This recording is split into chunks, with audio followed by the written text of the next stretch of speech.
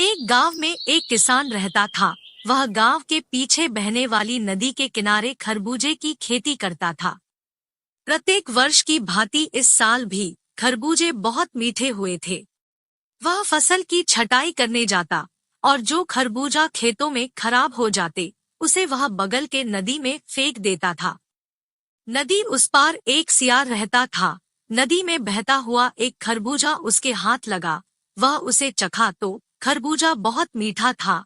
अब ऐसे ही और खरबूजा खाने की उसकी इच्छा हो रही थी, परंतु नदी में पानी ज्यादा होने से सियार नदी पार नहीं कर सकता था।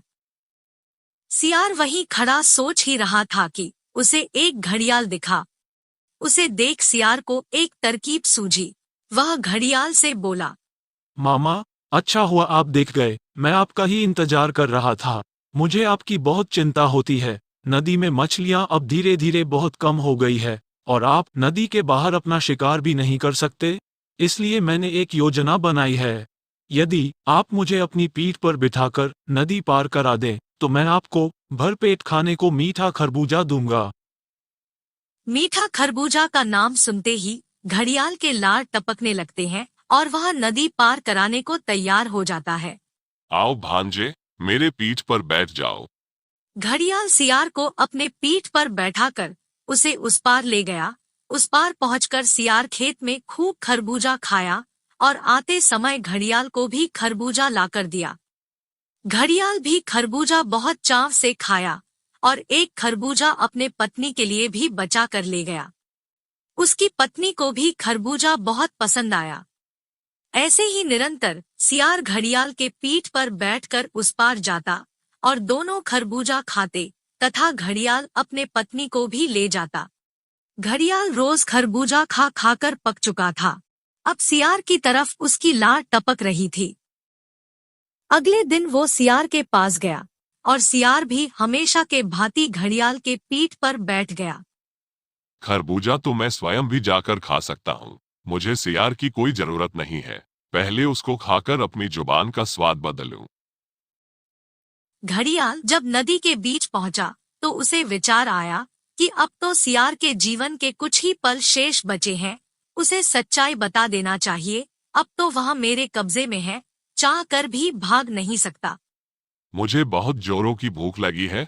अब मैं और आगे नहीं जा सकता। मेरे हाथ पैर रुकने लगे हैं। ऐसा लगता है हम दोनों यहीं डूब जाएंगे।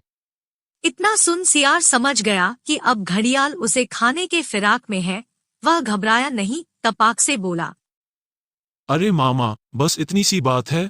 चाहो तो आप मुझे अभी खा लो। आपने पहले क्यों नहीं बताया? मैं तो यही सोच रहा था, कहाँ आप ताजे ताजे जानवरों के कलेजा खाने वाले महाबली हो। इतने दिनों से कैसे मामूली सा खरबूजा खाकर आपकी भूख शांत होती होगी। इसलिए मैं रोज खरबूजा खा खाकर अपना कलेजा बहुत बड़ा कर लिया हूँ। अब इतना बड़ा कलेजा साथ में लेकर तो चल नहीं सकता।